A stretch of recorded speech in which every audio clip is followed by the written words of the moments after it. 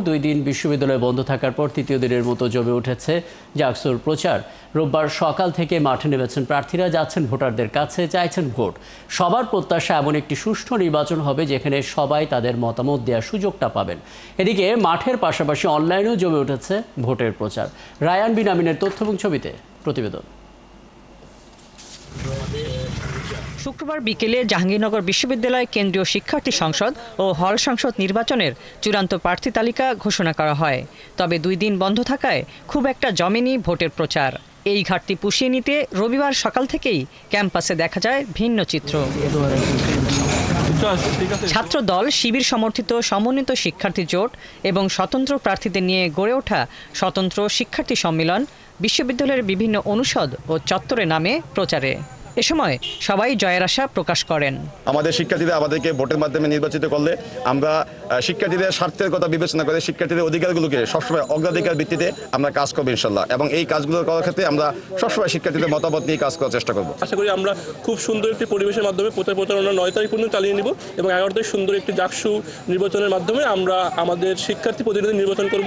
নারী প্রার্থীরাও পুরুষ প্রার্থীদের সমান্তরালে ভোটারদের কাছে ছুটে চলেছেন। বলছেন নির্বাচিত হলে কাজ করবেন শিক্ষার্থীদের সার্বিক মান উন্নয়নে।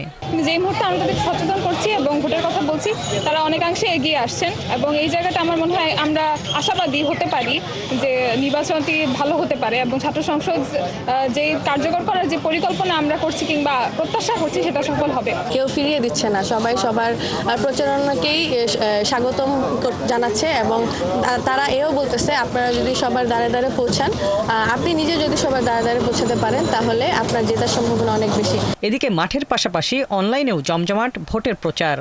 শিক্ষার্থীরা মনে করছেন ডিজিটালাইজেশনের যুগে খুব সহজেই যে কোনো বার্তা পৌঁছানো যায় অনলাইনে।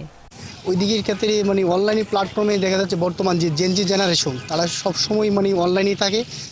আমি অনলাইনের বিষয়টাকে ইতিবাচক মনে করছি যে সবার কাছে রিচ করার জন্য এত সহজেই এই অনলাইন প্ল্যাটফর্মটাই বেস্ট। আমরা ম্যান টু ম্যান যাওয়া, আমরা যদি যেতে পারি আমাদের ইন্টারাকশনটা আরও বেশি বৃদ্ধি পাবে এবং তাদের যে দাবিটা আসলে অনলাইনে শোনা এবং সরাসরি শোনার ব্যাপারে একটা পার্থক্য আছে। জেনজিরা মূলত হচ্ছে সবাই সোশ্যাল মিডিয়ায় বলা যায় হচ্ছে অ্যাডিক্টেডই বলা যায়, পড়াশোনার চেয়ে সোশ্যাল মিডিয়াই বেশি ব্যবহার করে। আগামী 11 সেপ্টেম্বর 10ম জাকসু নির্বাচন। এবার মোট ভোটার 11,919 জন। এর মধ্যে ছাত্র 6,102 জন এবং ছাত্রী 5,817 জন। হাসিবা আলী বর্ণা, 71।